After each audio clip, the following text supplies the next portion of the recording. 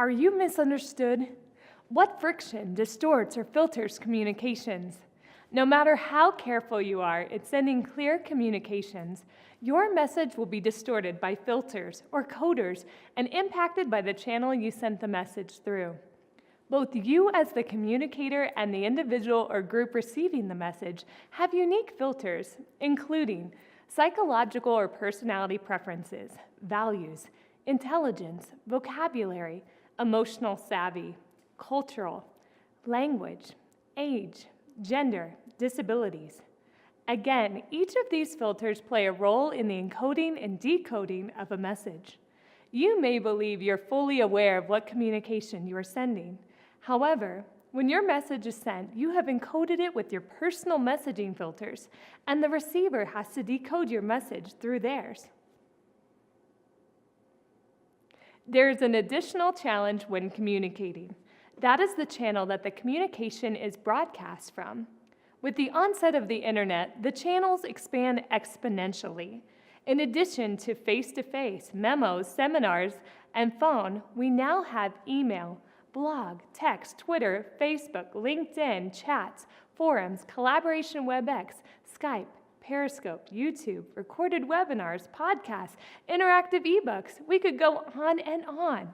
Truly, the internet has changed the pace of communications and access we have to others, to people through many platforms and tools. The one thing that has not changed is that of the core of communications. There is a skill set that each of us need to build and continue to work to master our personal effectiveness. Effective communication is effective communication, regardless of the setting, says Keith Craftman, author of The Art of Instant Message. Be yourself, be confident, be successful communicating personality. You don't need different skills based on the channel. You just need to know the most effective channels to use for your message to reach its intended audience in a way that suits the receiver. How often have you heard someone say, "I told them, they just didn't get it"? That's because the communication was one way, and communication is a two-way process. After communicating a message, it's necessary that feedback occurs to verify that the message was understood. By questioning, clarifying, summarizing, and reflecting, soliciting feedback, you can be certain your message was understood as you intended it. So, let's drill a bit further into how we receive communications. What makes up the 55% nonverbal communications? Chinese proverb, "One picture is worth 10,000 words."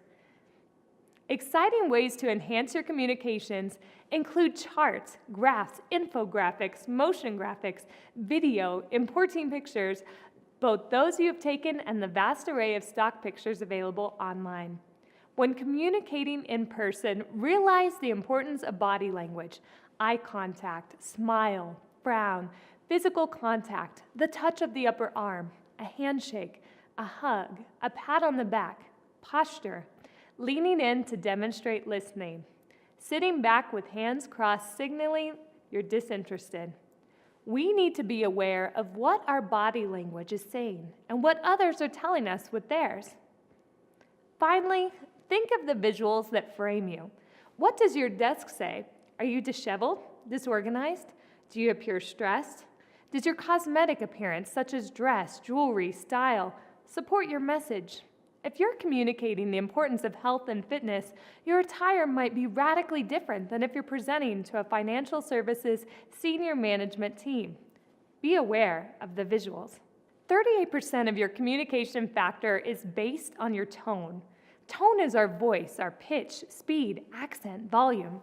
Tone also includes attitude. Is there a smile in your voice, or are you ho-hum?